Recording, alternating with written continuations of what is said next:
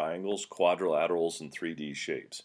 Okay, so this one, we did have some people that got confused on some of these 3D shapes, so I definitely want to go over these with you, clear up any misunderstandings that you have with 3D shapes, and then after this video, you can go and work on Chapter 11, Lesson 4 in Think Central on 3D shapes and get some more practice at them. Okay. There's a few types of solids. Okay, now solids are three-dimensional, right? So they look like they could jump right off the screen at you. And the first type is called a prism. Now, if you look at a prism, the front and the back are going to be the same shape. And then the shapes all the way around it that connect those two together are always rectangles. Okay, so you can see this top shape is a rectangle, the sides a rectangle, so on and so on. So if you ever see rectangles connecting it together, it's a prism. Okay, now prisms are named after the front and back shape. So this one's called a rectangular prism. If they were perfect squares, you could call them a square prism as well.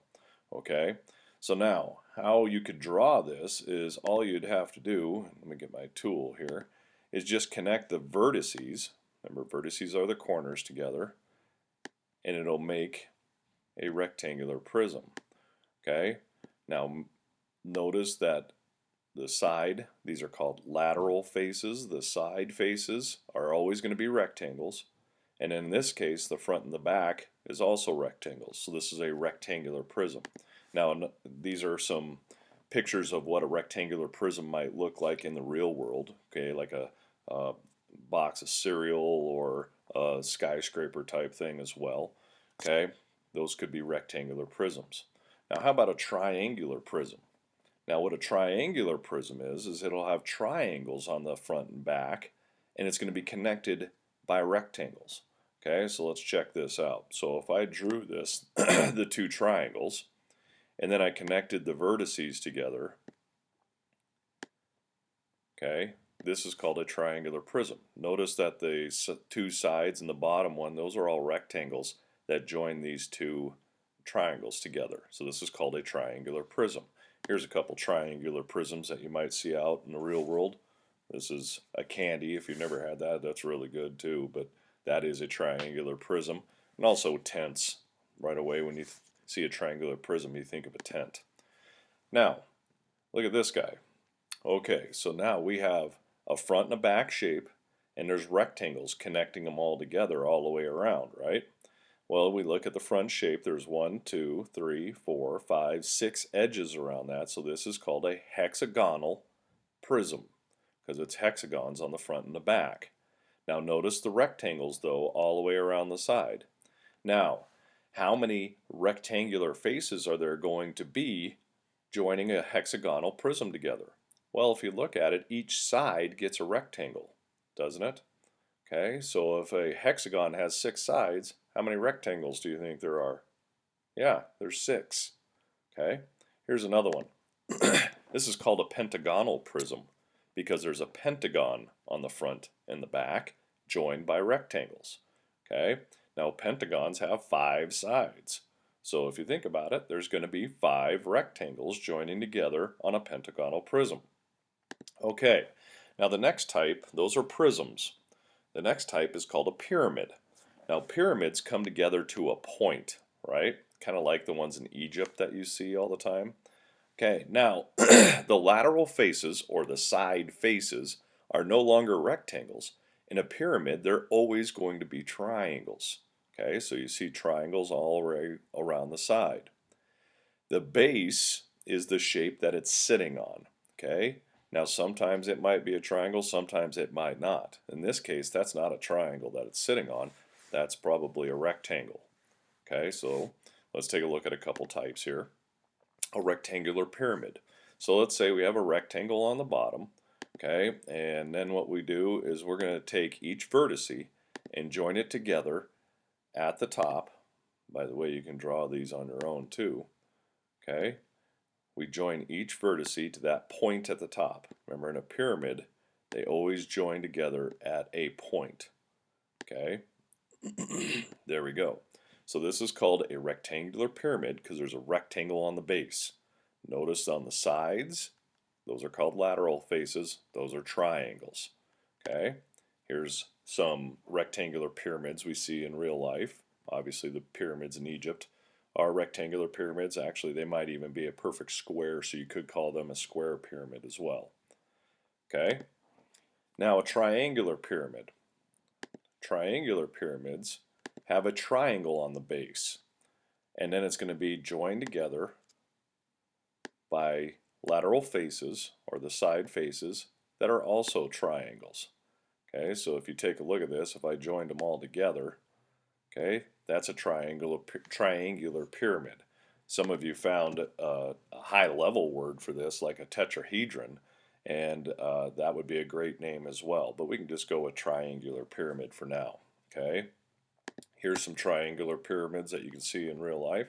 Some of you might have some at home. All right, here's a pyramid. Now we got to look at the base. So there's 1, 2, 3, 4, 5 sides on the base. So you guys know that's a pentagon. And it comes together to a point with triangles all the way around the sides. So this is called a pentagonal pyramid. This one has an 8-sided shape on the bottom on its base. So that's an octagon. And it comes together to a point with triangles all the way around it. So that's an octagonal pyramid. Okay. Now, here's some other ones that we learned about in that chapter as well, like a sphere. Okay, a sphere doesn't have any edges or vertices, it's just a round ball. Okay, so you guys seen these bunches of times. There's some pictures of spheres right there. Now, this is called a cone. A cone is kind of like a pyramid where it has a base and it comes together to a point. Okay, but since it's a circle on the bottom, we don't call it a pyramid, we just call it a cone. Okay, so it has a circular base and it comes together to a point. And then the last one, and here's some cones that you can see out in real life as well. Last one is called a cylinder. Now a cylinder is a lot like a prism. It has the same shape on the front and the back, and it's joined together by one big rectangle that's wrapped around it. Okay, so we call that a cylinder because it has a circle as the two shapes on the front and the back. Okay, so we'll just call that a cylinder. Now let's do a couple of practice ones after this. Here's some cylinders that you see around the house, and you guys might be able to find some as well. Here's the first one. Okay, now would this be a prism, a pyramid, a cone, a cylinder, or a sphere? Okay, it's obviously not a cone, it's not a cylinder, and it's not a sphere. Okay, so it's got to be one of these two. Now, the way I figure it out is, well, are the side shapes, are they going to be rectangles or are they going to be triangles? Well, I see rectangles connecting together two triangles. So this is actually a prism. Now, what kind of prism is based on the two faces? Well, we got a triangle on the front and the back, so this is called a triangular prism. Let's try this guy. Yeah, that's kind of an easy one. That one's a sphere. How about this guy? Okay, we know it's not a cone or a cylinder or a sphere, so it's got to be a prism or a pyramid. Notice that there's triangles all the way around this connecting to a point. Okay, this is called a hexagonal pyramid because there's a hexagon on the base and it comes to a point with triangles all the way around. Okay, one last one. Alright, so if I look on the two shapes on the front and the top and the bottom, and it's joined together by rectangles, this is a prism. Now we got to see what kind of prism. 1, 2, 3, 4, 5. So this is a pentagonal, because there's pentagons on the top and the bottom, a pentagonal prism. Okay, so now you should have a pretty good idea of three-dimensional figures. Okay, what I would like you to do is do the Think Central Chapter 11, Lesson 4 on three-dimensional figures to get some more practice at this and get this down.